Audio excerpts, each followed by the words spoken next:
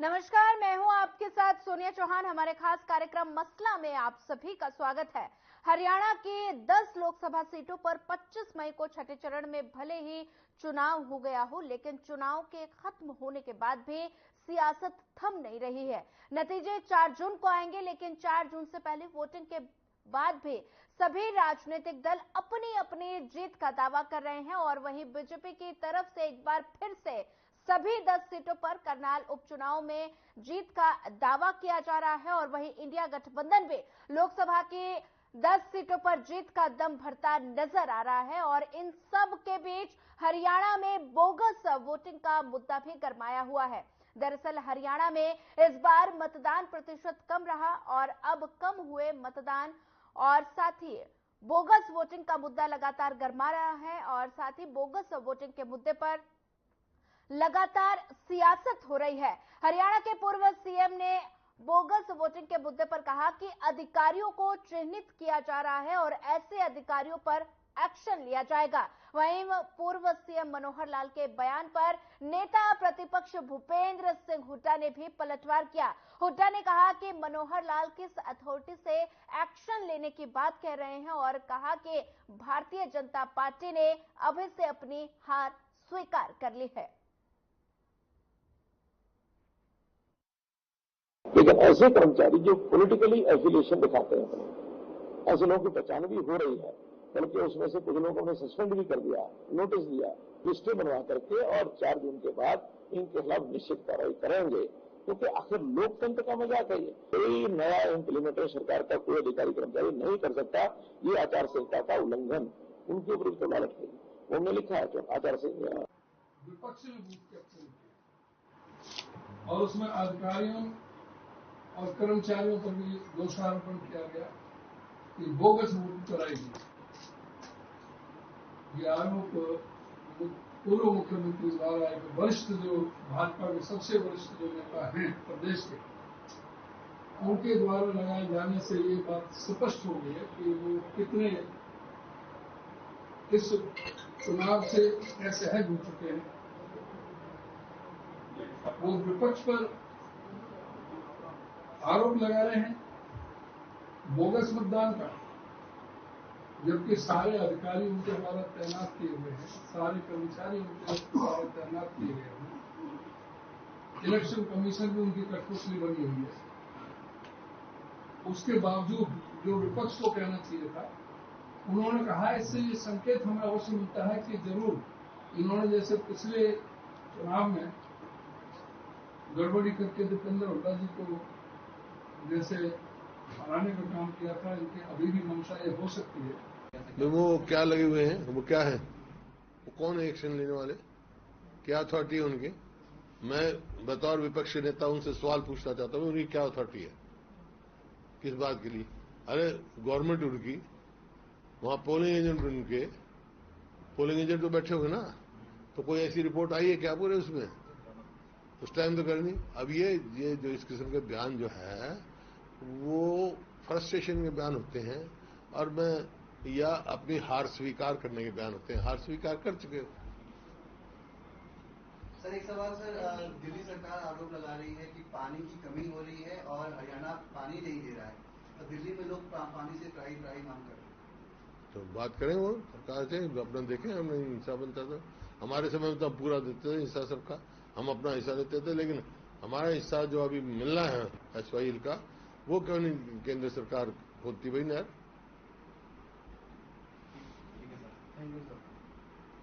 और जो जिस प्रकार से ये जो धमकियां दी जा रही हैं कर्मचारियों को, मैं समझ में नहीं आता। जब जिम्मेवारी पद की बात कर रहे हैं, बैठ के ऐसी बात करते हैं, किसको धमकियां दे रहे हैं भाई? किस अथॉरिटी में किसको धमकी दे रहे हैं? हरियाणा की 10 लोकसभा सीटों पर 25 मई को छठे चरण में भले ही चुनाव संपन्न हो गया हो, लेकिन सियासत थमने का नाम नहीं ले रही। हरियाणा में बोगस वोटिंग का मुद्दा लगातार गरमाया हुआ है और दरअसल हरियाणा में इस बार मतदान प्रतिशत कम रहा और अब कम हुए मतदान और बोगस वोटिंग का मुद्दा लगातार गरमा गया है। और बोगस वोटिंग के मुद्दे पर लगातार सियासत देखने को मिल रही है। वार पलटवार का दौर लगातार जारी है। हरियाणा के पूर्व सीएम ने बोगस वोटिंग के मुद्दे पर कहा कि अधिकारियों को चिन्हित किया जा रहा है और ऐसे अधिकारियों पर एक्शन लिया जाएगा। वहीं इसी पर पलटवार करते हुए नेता प्रतिपक्ष भूपेंद्र हुड्डा ने कहा कि मनोहर लाल किस अथॉरिटी पर एक्शन लेने की बात कह रहे हैं और कहा कि भारतीय जनता पार्टी ने अभी से अपनी हार स्वीकार कर ली है। तमाम तरह के आरोप प्रत्यारोप लगाए जा रहे हैं। वार पलटवार का सिलसिला लगातार जारी है। हरियाणा के पूर्व सीएम ने बोगस वोटिंग के मुद्दे पर कहा कि अधिकारियों को चिन्हित किया जाएगा और ऐसे अधिकारियों पर एक्शन लिया जाएगा। और वहीं पर इसी पर पलटवार करते हुए नेता प्रतिपक्ष भूपेंद्र सिंह हुड्डा ने कहा कि मनोहर लाल किस अथॉरिटी पर एक्शन लेने की बात कह रहे हैं और कहा कि भारतीय जनता पार्टी अभी से उन्होंने अपनी हार स्वीकार कर ली है। और इसी को लेकर लगातार बयानबाजी का सिलसिला जारी है और बोगस वोटिंग और साथ ही बयानबाजी और बवाल। हरियाणा के पूर्व सीएम ने बोगस वोटिंग के मुद्दे पर कहा कि अधिकारियों को चिन्हित किया जा रहा है और साथ ही ऐसे अधिकारियों पर कड़ा एक्शन लिया जाएगा। वहीं इसी पर पलटवार करते हुए भूपेंद्र सिंह हुड्डा ने कहा कि मनोहर लाल किस अथॉरिटी पर कह रहे हैं कि एक्शन लेने की बात जो मनोहर लाल ने कही उस पर पलटवार किया कि किस अथॉरिटी पर मनोहर लाल एक्शन लेने की बात कह रहे हैं। और साथ ही नेता प्रतिपक्ष भूपेंद्र हुड्डा ने कहा कि भारतीय जनता पार्टी ने अपनी हार स्वीकार कर ली है। दरअसल हरियाणा में 10 लोकसभा सीटों पर 25 मई को छठे चरण में भले ही चुनाव संपन्न हो गया हो, लेकिन चुनाव के खत्म होने के बाद भी सियासत लगातार जारी है। 4 जून को नतीजे आएंगे और सभी पार्टियां, सभी राजनीतिक दल अपनी अपनी जीत का दावा कर रहे हैं और बीजेपी की तरफ से एक बार फिर से सभी 10 सीटों और साथ ही करनाल उपचुनाव में जीत का दावा किया जा रहा है। और वहीं इंडिया गठबंधन की अगर बात की जाए तो इंडिया गठबंधन भी सभी 10 सीटों पर जीत का दम भरता हुआ नजर आ रहा है। और इन सब के बीच हरियाणा में बोगस वोटिंग का मुद्दा गरमाया हुआ है। दरअसल हरियाणा में इस बार मतदान कम प्रतिशत हुआ है और कम हुए मतदान और बोगस वोटिंग का मुद्दा लगातार गरमाया हुआ है।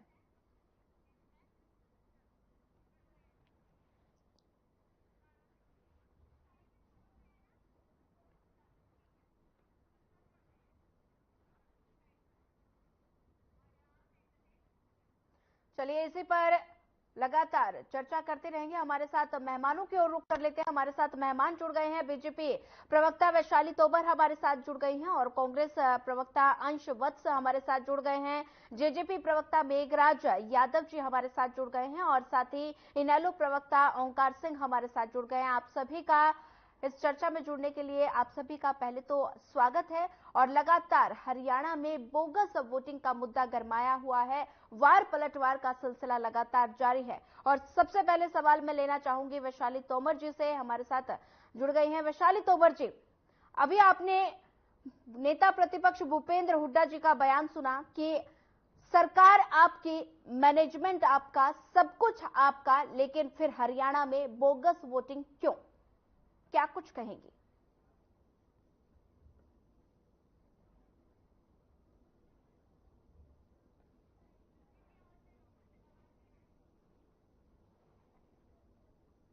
ठीक है, लगता है कि तकनीकी खामी के कारण संपर्क टूट गया है। संपर्क साधने की कोशिश लगातार जारी है। रुक कर लेते हैं, कांग्रेस प्रवक्ता लगातार हमारे साथ बने हुए हैं। अंश वत्स जी, क्या वाकई में बोगस वोटिंग हुई है इस लोकसभा चुनाव के दौरान, या फिर क्योंकि बीजेपी बड़े मुखर होके ये कह रही है कि बोगस वोटिंग हुई है? क्या कुछ कहें? देखिए, ये एक बहुत ही ज्यादा हंसी की बात आती है जब मैं ये सुन रहा हूँ कि जहां पर एक आरोप ये लगाया जाता था भाजपा के कि भाजपा फर्जी वोट डलवाती है, ईवीएम में गड़बड़ी करती है, चुनाव आयोग जो है वो निष्पक्ष नहीं है, वो भाजपा का साथ देता है, इस प्रकार के आरोप जो थे वो विपक्ष आज तक लगा रहा था। लेकिन आज पहली बार सुनने को मिल रहा है कि सरकार उनकी है, प्रशासन उनका है, चुनाव आयोग सब कुछ उनका है। इस बीच में कांग्रेस का कोई एक नेता है जो कि फर्जी वोटिंग करवा रहा है। तो ये सबसे ज्यादा हंसी की बात है और इसे सुनकर सबसे ज्यादा हंसी आती है। तो मुझे तो नहीं लगता कि ये कोई एक बात है जो कि चर्चा का भी विषय होना चाहिए, क्योंकि ये भाजपा अपना केवल और केवल अपनी हार स्वीकार करने का एक तरीका है। तो उन्होंने एक बहाना बनाया हुआ है कि किस प्रकार से वो अपनी हार को दिखाएंगे। क्योंकि उनके खुलाम तो ये नहीं कह सकते कि बीते 10 सालों में उन्होंने जनता के बीच में कभी गए नहीं, जनता के बीच में रहकर कभी जनता के लिए काम नहीं किया, किसानों उनके पक्ष में नहीं है, महिलाएं उनके पक्ष में, युवा में नहीं है उनके पक्ष में, कोई भी एक वर्ग आप ले लो, कोई भी उनके पक्ष में उनको वोट देने को राजी नहीं है। इस बीच में वो अपनी हार को किस प्रकार से दिखाएंगे। ठीक है, वत्स जी बने रहिए हमारे साथ लगातार। यादव जी का रुख कर लेते हैं, जेजेपी प्रवक्ता हमारे साथ बने हुए हैं। यादव जी, आप सत्ता में थे बीजेपी के साथ, अब बोगस वोटिंग पर आप इसे कैसे देखते हैं? क्या वजह निकलकर सामने आ रही है कि हरियाणा में बोगस वोटिंग हुई है?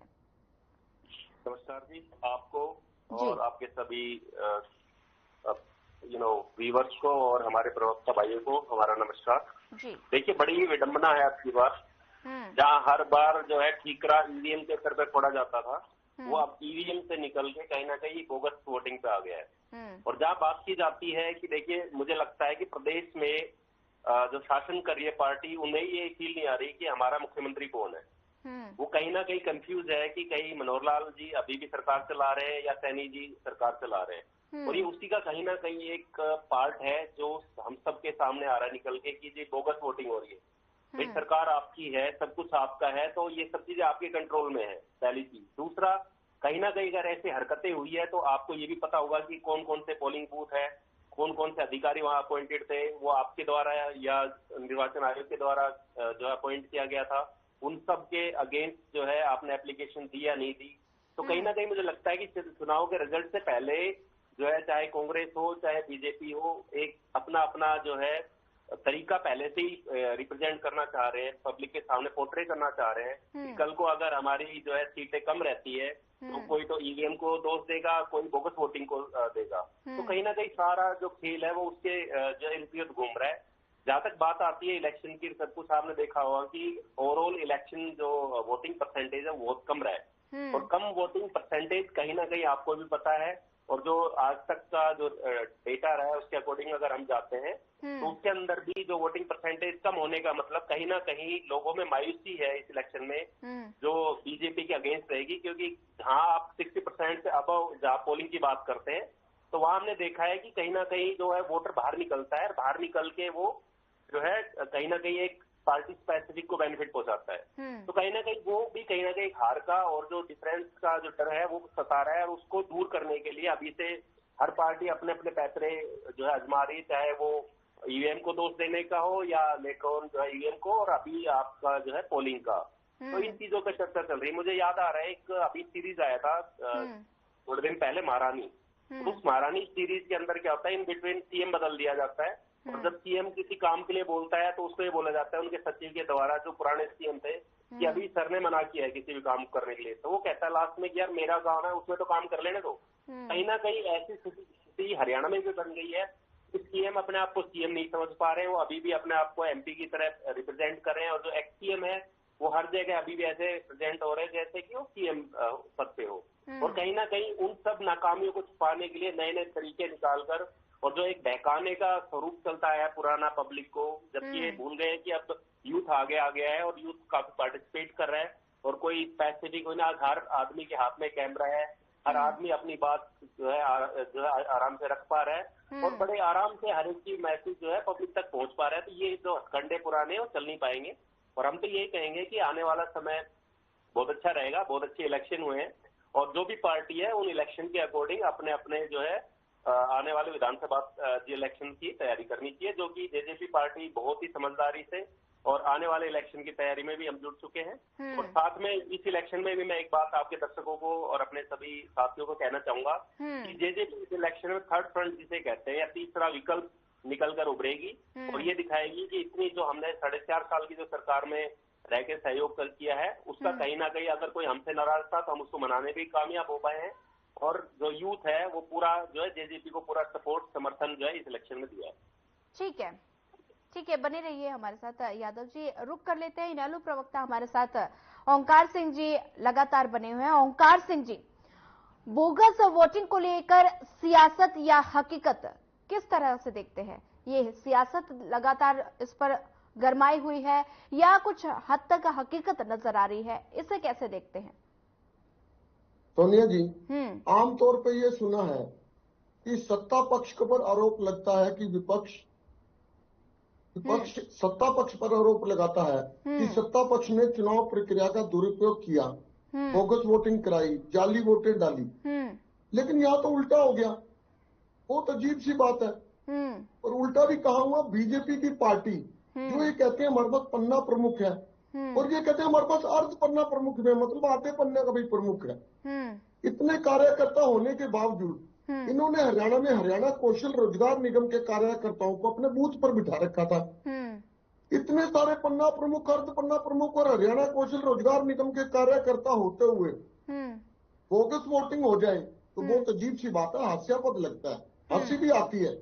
और दूसरी बात, अगर बोगस वोटिंग पड़ी तो चुनाव की प्रक्रिया क्या है? 100 रुपए देके वोट चैलेंज किया जाता है। क्या इन्होंने किसी वोट को चैलेंज किया?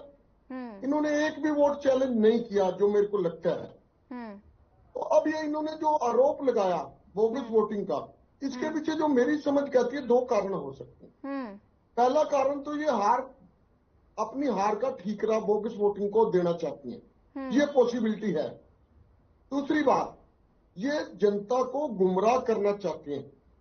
आप देखिए, बीजेपी जब भी कोई बड़ा कांड करती है तो जनता का ध्यान कहीं ना कहीं भटका देती है। ठीक है सोनिया जी, आपने देखा होगा गांव में जो चोर भैंस चोरी करने आते हैं वो 2 टोलियां बनाते हैं। एक टोली भैंस को चोरी करती है और दूसरी टोली टल बजाते हुए दूसरी साइड में चली जाती है जनता को गुमराह करने के लिए, कि जनता दूसरी तरफ जाए, जहां से टल की आवाज आ रही है भैंस दूसरी तरफ से निकल जाती है। ठीक है, तो ये भी पॉसिबल है कि जनता के साथ कोई बहुत बड़ा कांड होने वाला है जिसकी वजह से ये जनता को गुमराह करने के लिए बोगस वोटिंग का वो लगा रहे हैं, राग लाप रहे हैं। और देखिए, बोगस वोटिंग की आड़ में पूर्व मुख्यमंत्री कहते हैं कि हम उन अधिकारियों को देख लेंगे। ठीक है, और देखिए, उन बोगस वोटिंग के आधार पर पूर्व मुख्यमंत्री को क्या अधिकार है? मुख्यमंत्री महोदय तो कह सकते हैं, लेकिन पूर्व मुख्यमंत्री महोदय किस हैसियत से उन अधिकारियों को धमका रहे हैं, ये समझ से परे है। और वैसे भी देखा जाए, आज चुनाव प्रक्रिया में ना प्रधानमंत्री है ना मुख्यमंत्री है, इलेक्शन कमीशन आल इन आल है। और इलेक्शन कमीशन एक तोता है जो बीजेपी के द्वारा रखा हुआ है।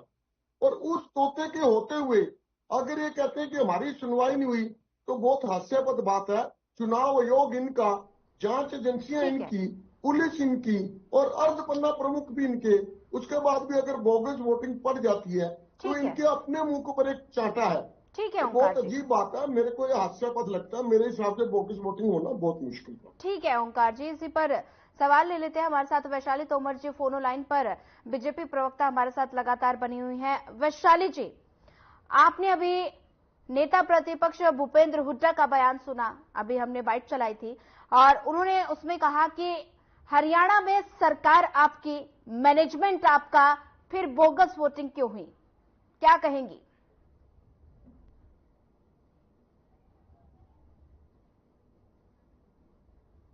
तोमर जी, आपको आवाज, तोमर जी आवाज आ पा रही है आपको?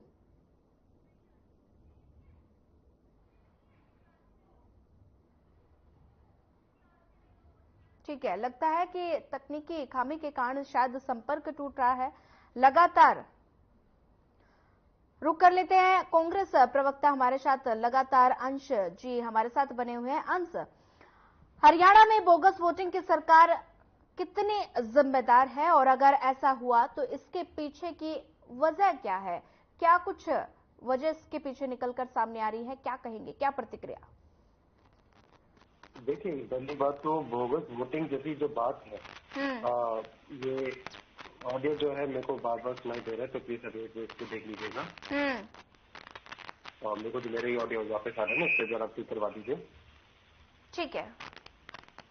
हाँ, और मैं ये कह रहा था कि जो बीजेपी ये जो आरोप लगा रही है कि बोगस वोटिंग हुई है, फर्जी वोटिंग डली है, तो इस पे मैं क्या कहूँ?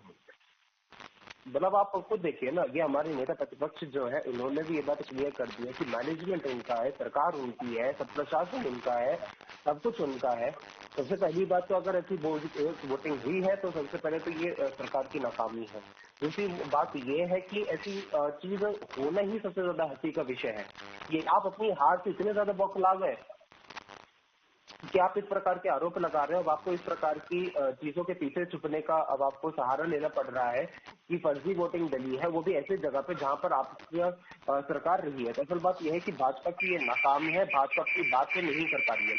इस प्रकार से एक आप हरियाणा की बात कर लीजिए, तो ये इस प्रकार से एक हथकंडे अपना रहे, किस प्रकार से अपनी हार को छुपाएं।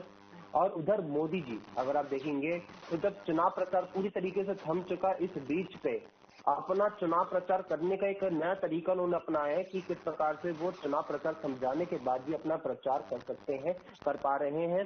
उन्होंने सोचा है कि किस प्रकार से चुनाव आचार संहिता का उल्लंघन खुलेआम होता जा रहा है भाजपा के द्वारा। तो इस प्रकार से ये भाजपा की जो बौखलाहट है, उनकी जो हार है, ये स्पष्ट रूप से दिखाई दे रही है।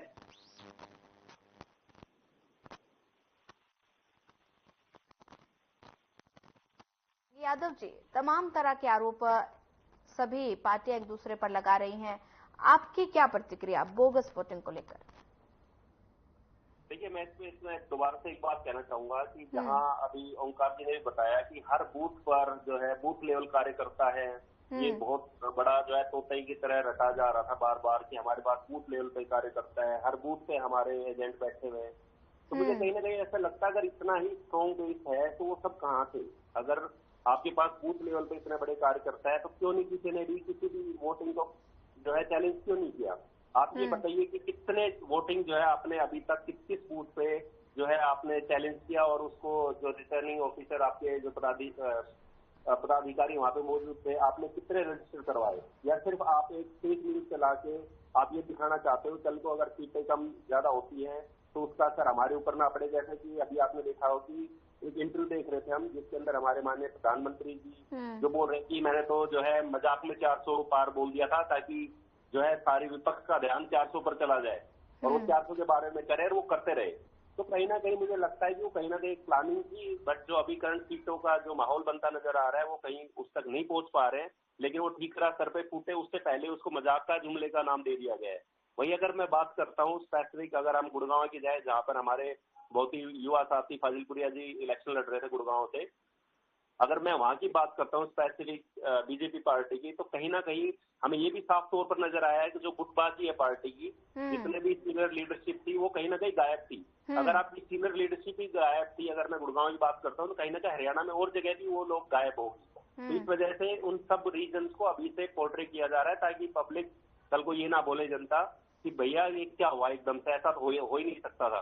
तो वो ठीकरा फोड़ने के लिए एक नया जो जुमला जिसे कहते हैं वो तैयार कर दिया गया है। साथ में मैं ये भी कहना चाहूंगा कि ये जो इलेक्शन था आपकी बार का, ये इलेक्शन देखिए जनता का इलेक्शन था। जो हमारी जेजेपी पार्टी का जो भी इसमें ये है कि ये इलेक्शन जनता का इलेक्शन था और जनता ने जहां, अगर हम बात करते हैं कि जो है नेशनल पार्टी पे बहुत फोकस रहा है इस इलेक्शन में, इसमें भी कोई दो राय नहीं है क्योंकि ये नेशनल से रिलेटेड इलेक्शन था और हर जो है देशवासी चाहे हरियाणा वासी सबका ये था कि हम नेशनल पार्टीज को कहीं ना कहीं आगे लेके आए, चाहे उसके कार्यकर्ता भी ग्राउंड पे नहीं थे, लेकिन कहीं ना कहीं एक विचार होता है कि हम नेशनल पार्टीज को देखें इस इलेक्शन में। जहां तक लोकल पार्टीज का था, लोकल पार्टीज के अंदर जैसे मैंने आपको बताया कि जेजेपी एक थर्ड फ्रंट की तरह उभर कर सामने आया है और आप रिजल्ट देख के चौंकाने वाले होंगे, जिसके अंदर जेजेपी पार्टी को जो चाहे युवा हो चाहे हर वर्ग, जहां बात यहाँ पर किसी कास्टिज्म की जाति विशेष को लेकर हो रही थी, वहीं जेजेपी एक ऐसी पार्टी जो दो चीजों को बहुत मजबूती के साथ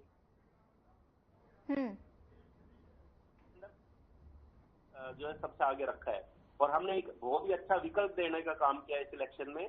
और फिर से मैं ये बोलना चाहूंगा कि कहीं ना कहीं ये इलेक्शन क्योंकि राष्ट्र का इलेक्शन है, फिर भी आप देखेंगे कि जो मतदान हुआ है कहीं ना कहीं जेजेपी पार्टी का जो पिछले बार का जो हमारा रिकॉर्ड था, उस रिकॉर्ड को हम कहीं से बहुत आगे तक ले जाने में सक्षम होंगे। ठीक है यादव जी, फिलहाल ब्रेक की ओर समय हो गया है। फिलहाल अभी ब्रेक की ओर जाना है। ब्रेक के बाद तुरंत हाजिर होंगे। लगातार हरियाणा में बोगस वोटिंग पर सियासत गरमाई हुई है। वार पलटवार का दौर लगातार जारी है, लेकिन इसी पर चर्चा करते रहेंगे। लेकिन फिलहाल वक्त चला एक छोटे से ब्रेक का। ब्रेक के बाद जल्द हाजिर होंगे।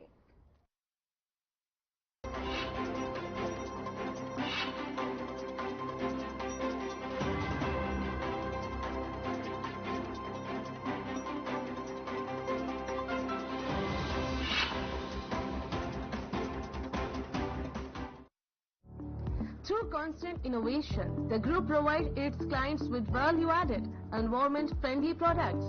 We are committed to provide quality products and services at optimum cost with the continuous improvement in the quality management system. Producing high-value paper making us India's largest producer of branded papers, fine papers and packaging broad segments. Focused on customers in all our operations. Hence, extensive investments are made towards people and people practices. KRPL world's leading eco-friendly paper from agro residue. नमस्कार दोस्तों, जरा कल्पना करो कि आपका एक bank account है। उसमें हर रोज सुबह सुबह 86,400 रुपए जमा होते हैं, जो आपको उसी दिन रात तक खर्च भी करने हैं। और यदि आपने पूरे खर्च नहीं किए तो आपका बैंक बैलेंस अमाउंट फॉरफिट हो जाएगा, यानी जब्त हो जाएगा। उसे अगले दिन कैरी फॉरवर्ड नहीं कर सकते। अच्छा, ये राशि 86,400 है और इतनी ही रहेगी, ना कम होगी ना ज्यादा। अब आप क्या करोगे? एक समझदार व्यक्ति की तरह एक बजट बनाओगे और उससे पूरा का पूरा खर्च करने का प्लानिंग करोगे। दोस्तों, हमारा ऐसा ही एक बैंक अकाउंट है जिसका नाम है समय। इसमें भगवान हर रोज 86,400 सेकंड जमा करते हैं। अब उस समय का खराब करना या एक एक सेकंड का उपयोग करना, यह हमारी समझ पर निर्भर करता है। ये समय सभी के पास बराबर है, ना कम ना ज्यादा। ये समय ना कैरी फॉरवर्ड किया जा सकता है और ना किसी के पास ट्रांसफर किया जा सकता है, यानी नो ओवरड्राफ्ट, नो बोरोइंग। अक्सर लोग कह देते हैं अभी समय नहीं है, इसलिए मैं ये काम नहीं कर सकता। दोस्तों, समय तो प्रकृति ने सभी को बराबर का दिया है। हाँ, ये हम पर निर्भर करता है कि हम उसका उपयोग किस तरह से कर रहे हैं। कहते हैं जो समय की कदर नहीं करता, समय उसकी कदर नहीं करता। इसलिए जीवन का एक एक पल महत्वपूर्ण है। जरूरत है कि हम टाइम मैनेजमेंट को समझें और समय का सदुपयोग करना सीखें। किसी ने ठीक कहा है, समय और समझ दोनों एक साथ खुशकिस्मत लोगों को मिलते हैं, क्योंकि अक्सर समय पर समझ नहीं आती और समझ आने पर समय निकल जाता है। नमस्कार।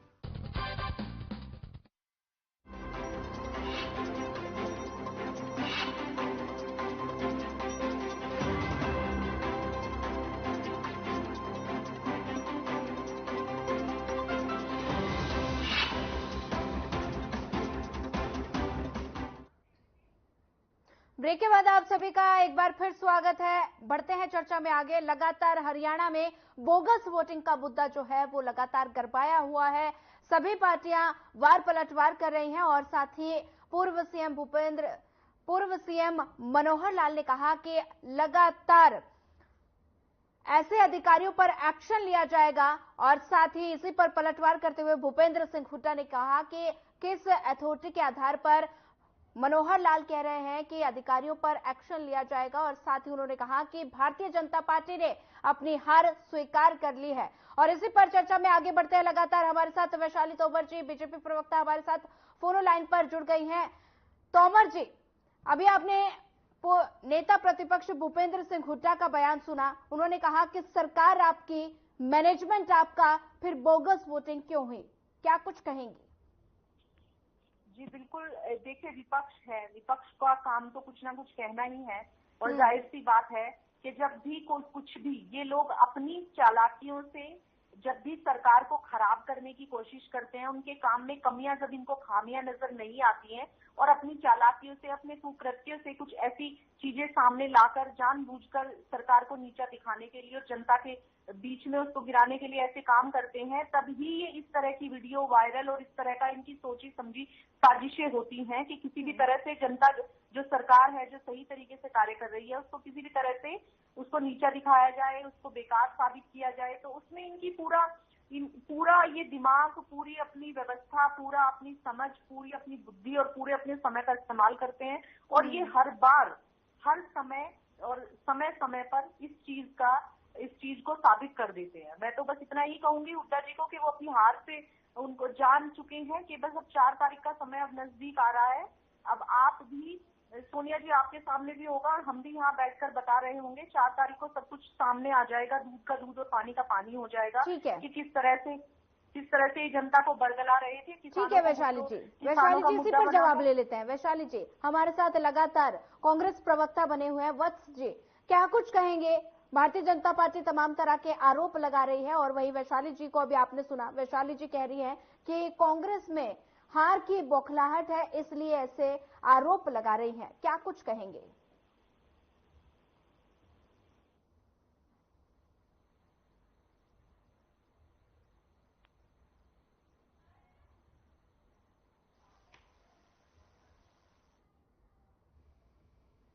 वजीम बोल रहे हैं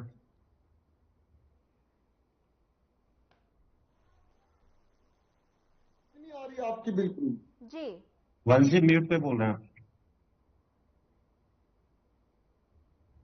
वंश जी आप अपने आप को अनम्यूट कर दीजिए। आ रही है मेरी आवाज? जी आ रही है, बोलिए। जी मैं ये कह रहा हूँ कि इन्होंने बोला कि ये जो मुद्दा है ये विपक्ष ने उठाया है, तो इनको ही नहीं पता है कि इनकी पार्टी के बीच में क्या चल रहा है क्या नहीं चल रहा है, इस वजह से ये इस प्रकार के बातें रख रही हैं। क्योंकि ये जो मुद्दा था ये इन्हीं के ही पूर्व मुख्यमंत्री मनोहर लाल खट्टर जी ने मुद्दा उठाया था, ये विपक्ष के द्वारा उठाया गया मुद्दा नहीं था। उन्होंने कहा कि भैया विपक्ष को शाम को आना होता है, इस वजह से कोई ना कोई बात उन्होंने उनको रखनी होती है, तो इस वजह से ये बात रख ली। अरे पहले आप ये तो देख लीजिए कि आपकी पार्टी ने ये मुद्दा उठाया है। असल बात यह कि हुड्डा जी को अपनी हार नहीं दिख रही, हार दिख रही है मनोहर लाल खट्टर जी को, भाजपा को अपनी हार दिख रही है। इस वजह से वो इस प्रकार के बहाने लगाने का काम कर रही है और जनता को कोई भी नहीं बरगला रहा है। जनता को कोई बरगलाने का काम कर रहा है तो वो भाजपा है, मोदी जी और मनोहर लाल खट्टर जी है। इस वजह से वो तमाम चुनावी जनसभाओं में दूसरे मुद्दों पर बात करने की कोशिश करते, लेकिन जनता के बेरोजगारी, महंगाई, महिलाओं के ऊपर हो रहे अपराधों को लेकर वो एक शब्द नहीं बोलेंगे। एक शब्द नहीं बोलेंगे कि किस प्रकार से प्रधानमंत्री जी ने आज किस प्रकार से राष्ट्रपिता महात्मा गांधी जी के अस्तित्व को स्वीकारने से ही इनकार कर दिया। इस पर किस प्रकार से उन्होंने राष्ट्र का अपमान किया है, इसको लेकर वो जो वैशाली जी है वो एक शब्द नहीं बोलेंगी। वो एक शब्द नहीं बोलेंगे कि उन्होंने किस प्रकार से चुनाव आचार संहिता का उल्लंघन करते हुए आज किस प्रकार से अपना चुनाव प्रचार समझाने के बाद भी अपना चुनाव प्रचार जारी रखा है, इसको लेकर भी वैशाली जी एक शब्द नहीं बोलेंगी। इससे ये स्पष्ट होता है कि भाजपा को अपनी बौखलाहट जो है वो स्पष्ट रूप से दिखाई दे रही है। ये बड़ी बड़ी बातें करते थे सोनिया जी तमाम डिबेटों में, अगर आप देखेंगे चुनाव से पहले कि भैया हमने पन्ना प्रमुख तक बना दिया, पन्ना प्रमुख तक बना दिया। अरे भैया आपका पन्ना प्रमुख कहां था जब इस प्रकार की अगर चीजें हो रही हैं? आपके पन्ना प्रमुख ने क्यों नहीं जोड़ा आपके लोगों को? असल बात यह कि इनकी जो अगर आप देखेंगे वोटें जो है वो कम गिरी है, इस वजह से ये इस प्रकार के आरोप लगा रहे हैं कि इनके पक्ष में कम वोटिंग जो हुई है वो इस कारणवश हुई है। ठीक है वत्स जी, ओंकार जी के पास चलते हैं। ओंकार जी क्या कुछ कहेंगे? तमाम तरह के आरोप लगाए जा रहे हैं, अभी आपने भारतीय जनता पार्टी की प्रवक्ता तोमर जी को सुना, क्या लगता है कि हरियाणा में बोगस वोटिंग किसकी नाकामी? ओंकार जी। सोनिया जी पहली बात तो मैं कहता हूँ 10 सीटें हरियाणा में, प्रत्येक सीट पर लगभग 20 लाख वोट हैं, तकरीबन 2 करोड़ वोट हैं। अगर 10-20 बोगस वोटिंग मैं नहीं कहता दिल्ली भी होंगी, अगर दिल्ली भी है तो क्या बीजेपी ने उन वोट को चैलेंज किया? देखिए जब चुनाव आचार संहिता चुनाव प्रक्रिया शुरू हो जाती है तो मॉडल कोड ऑफ कंडक्ट लग जाता है, उस दौरान सारे राइट्स चुनाव आयोग के पास चले जाते हैं। ठीक है, तो कार्य करने की जिम्मेवारी चुनाव आयोग की होती है।